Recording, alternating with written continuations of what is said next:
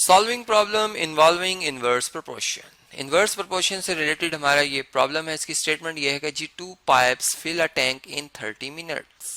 How many pipes of the same diameter can fill that tank in 5 minutes. मतलब जैसे आपको ये एक टैंक नजर आ रहा है या एक आप यूं समझ लें कि पानी इकट्ठा करने की जगह है, ठीक है। दो पाइप लगे हुए हैं और इनसे गुजरते हुए इस पूरे जगह पर जो पानी इकट्ठा हो जाता है, फर्ज करें टैंक है ये, तो ये 30 मिनट्स में हो जाता है, ठीक है जी। अब हम ये चाहते हैं कि ये पानी 30 मिनट्स के बजाय 5 मिनट्स में जो है वो जमा हो जाए, ठीक है। तो कितने पाइप्स हमें चाहिए होंगे, यानी how many pipes of the same diameter. मतलब डायमीटर मीन्स के जो हमारे पास एक पाइप का एक डायमीटर होता है, मतलब जो उसमें आप यूं कह सकते हैं पानी गुजरने की जो गुंजाइश है उसकी, इस तरह से वो रिंग नुमा होता है, ठीक है। तो वो डायमीटर चेंज नहीं होना चाहिए, वो उसी डायमीटर के पाइप्स हमें चाहिए। तो कितने ज्यादा लगाएं।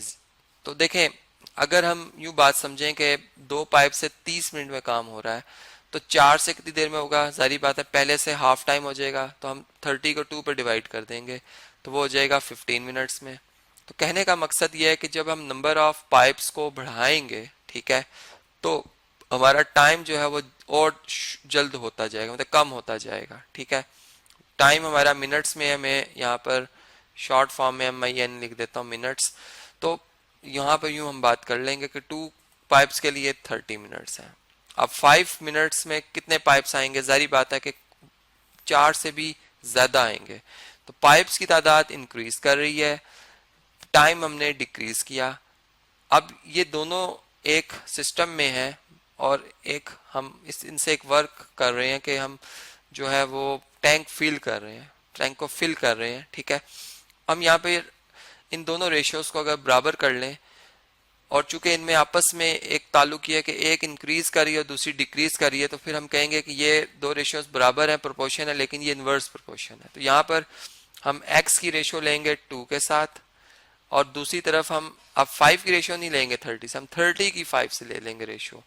तो ये हमारे पास प्रोपोर्शन आ गई इनवर्स। अब हमने जैसे अंदाजा लगा लिया था कि पाइप्स बढ़ेंगे, ठीक है।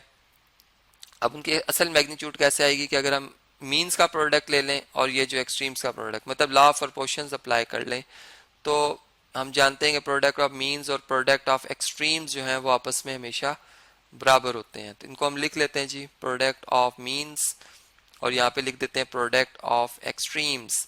तो देखें, मीन्स में हमारे पास 2 और 30 आ गया और एक्सट्रीम में हमारे पास क्या आ गया जी, x और 5 आ गया, ठीक है।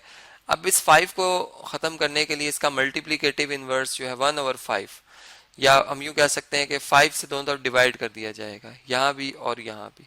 इस तरह इसलिए कि ये 5 से कैंसिल होके एक दूसरे के मल्टीप्लीकेटिव इनवर्स है 1 आ जाए और 1 x से मल्टीप्लाई होके x आ जाएगा। मतलब हम बिल्कुल जो अननोन नंबर है वो अलग कर दिया हमने। अब दूसरी तरफ देखें तो 5 1 टाइम 5 6 टाइम 30 होता है। तो ये हमारे पास 6 आ गया और 6 2 से मल्टीप्लाई हो तो 12 आ जाएगा। इसका मतलब जो क्वांटिटी है पाइप्स की वो कितनी होनी चाहिए, 12 होनी चाहिए। जब पाइप्स 12 हो जाएंगे, मतलब पहले से पाइप्स की जो क्वांटिटी है वो 6 टाइम बढ़ जाएगी, तो जो टाइम है वो पहले से 6 टाइम लेस हो जाएगा। तो आप देख सकते हैं कि 30 को आप 6 पर डिवाइड करें तो 5 आता है और 12 को अगर 2 को अगर 6 से मल्टीप्लाई करें तो 12 आता है। तो दोनों तरह से हमें ये बात समझ में आती है। तो इस तरह से आपने समझा कि इनवर्स प्रोपोर्शन से रिलेटेड जो प्रॉब्लम है वो हम कैसे सॉल्व करेंगे।